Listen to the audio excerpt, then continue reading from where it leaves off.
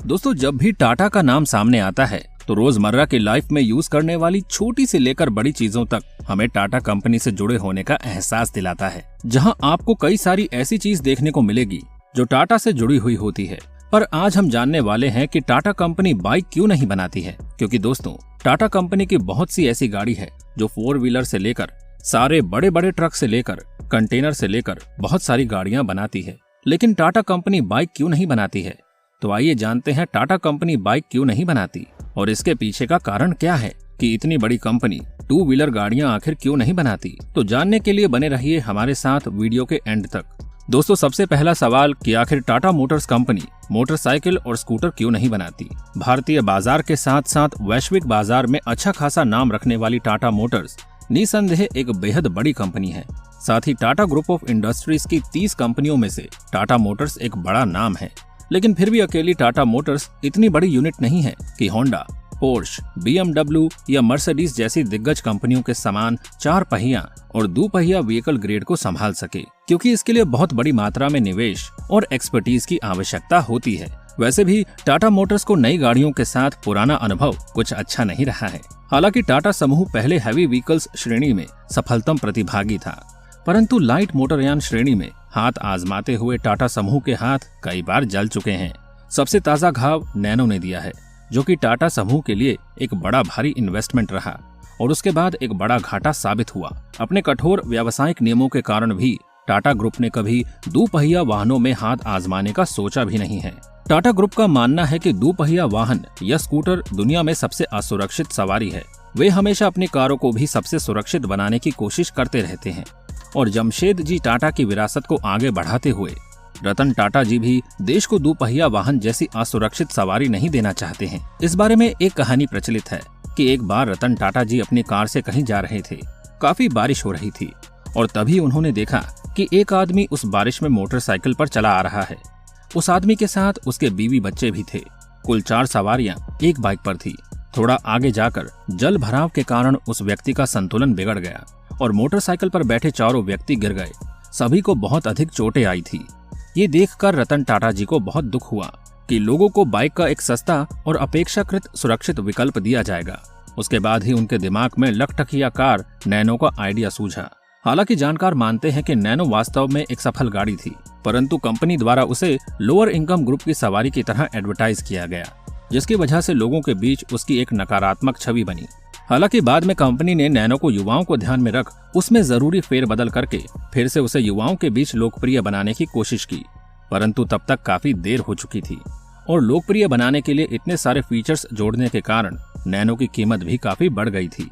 इस प्रकार रतन टाटा जी का ड्रीम प्रोजेक्ट बनी नैनो बेहद खराब दौर से गुजरते हुए आखिर में असफल हो गई। और आखिर यही कहा जा सकता है कि टाटा ग्रुप शायद ही कभी मोटरसाइकिल सेगमेंट में कदम रखेगा। एक तो पहले ही 2 व्हीलर मार्केट में जबरदस्त प्रतियोगिता है और दूसरा अपनी पुश्तैनी विरासत के नियमों को ध्यान में रखते हुए टाटा समूह इस क्षेत्र में नहीं आएगा। यदि भविष्य में ऐसा होता भी है तो अपने कटु अनुभवों के कारण वो इस बाजार में आने से पहले 1000 बार अवश्य सोचेगा। वहीं टाटा की और मार्केटिंग की बात करें तो भारत में कार क्रांति की शुरुआत की थी मारुति सुजुकी ने, फिर इस बाजार में आया टाटा मोटर्स। इन दोनों कार कंपनियों ने जितने घरों के 4 पहियों में चलने का सपना पूरा किया वो दुनिया की कोई भी कंपनी नहीं कर सकी।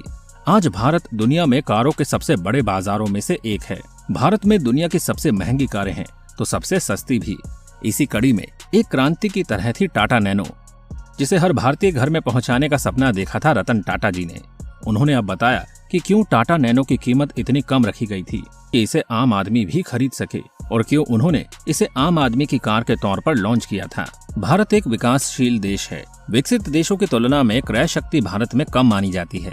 भारत मोटरसाइकिल के मामलों में दुनिया भर में अव्वल है। हर घर में अब मोटरसाइकिल पहुंच चुकी है। हालांकि कारों की पहुंच भी बड़ी है, लेकिन लगातार कारों की बढ़ती कीमतों, ईंधन की बढ़ती कीमतों की वजह से परेशानी भी बढ़ी है। मध्यम और निम्न मध्यम आय वर्ग के लोग अब भी सस्ते परिवहन के लिए कार की तुलना में बाइक्स को तरजीह देते हैं। सड़कों पर चल रही जिन बाइकों पर परिवार बैठा होता है उसमें कई बार मियाँ बीवी के अलावा 1-2 बच्चे भी होते हैं। ऐसे ही परिवारों को देखने के बाद रतन टाटा ने ऐसी कार बनाने के बारे में सोचा जो कम बजट में हो और आम आदमी के बस में हो।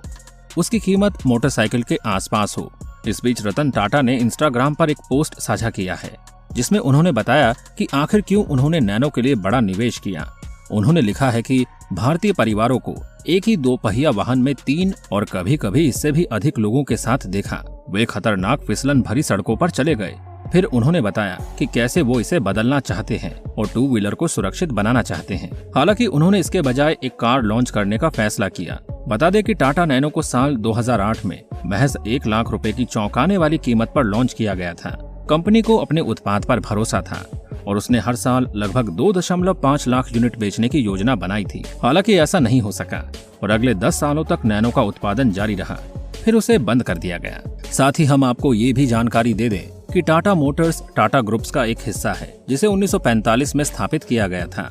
टाटा ग्रुप की स्थापना जमशेद जी टाटा ने की थी, लेकिन JRD टाटा के नेतृत्व में टाटा इंजीनियरिंग व लोकोमोटिव कंपनी, जो वर्तमान में टाटा मोटर्स है, उसकी नींव रखी गई थी। कंपनी को जल्द ही टेल्को के नाम से जाना जाने लगा। जैसा कि नाम से जाहिर है कि कंपनी को ऑटोमोबाइल का उत्पादन करना चाहिए, लेकिन कंपनी ने 10 साल तक किसी भी वाहन का उत्पादन नहीं किया। टाटा मोटर्स ने 1954 में जर्मनी की कंपनी डायमलर बेंज से ट्रक के उत्पादन के लिए हाथ मिलाया। कंपनी ने 1977 में कमर्शियल वाहन का उत्पादन शुरू किया तथा सालों तक इस सेगमेंट में राज करने के बाद कंपनी ने 1991 में पैसेंजर वाहन क्षेत्र में घुसने का निर्णय लिया। टाटा ने साल 1991 में ही अपनी पहली कार टाटा सिएरा को लॉन्च किया। ये भारत में ही डिजाइन व उत्पादन की हुई पहली कार थी। ये एक SUV थी तथा इसमें 3 दरवाजे दिए गए थे। टाटा सिएरा जल्द ही भारत में सफल मॉडल बन गई तथा टेल्को इसकी अच्छी बिक्री करने लग गया।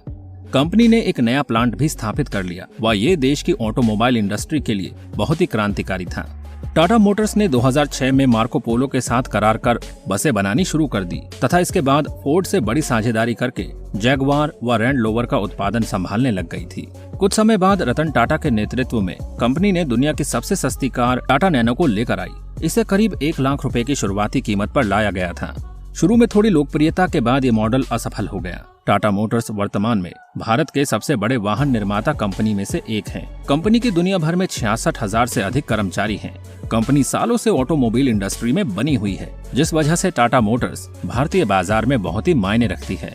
वैसे दोस्तों, आप हमें कमेंट बॉक्स में कमेंट करके ये बताइए कि आपको रतन टाटा जी का ये फैसला कैसा लगता है कि उन्होंने बाइक की जगह नैनो कार बनाना सही और सेफ समझा।